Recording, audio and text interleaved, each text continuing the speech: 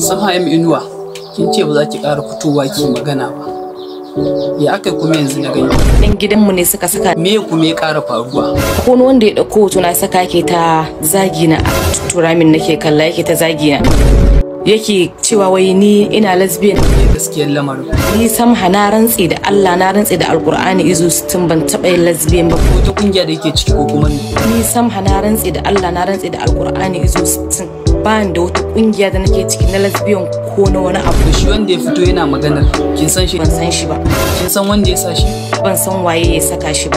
Ko akwai wanda kike faɗa da su? Ni ba faɗa nake da kowa ba. Amma akwai wacce kaf yan social media sun san faɗa kuke tsakanin ku da ita. Mun yi waya da ita tun shekaran jiya muke waya da ita. Ko jiya ma mun yi waya da ita.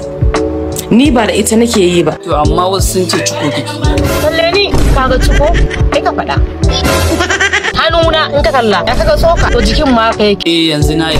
Amma waye bai yarda ba. Ga mulmuli da ni. Ko joba. Bari sha wiwi nan koma gefe in yi.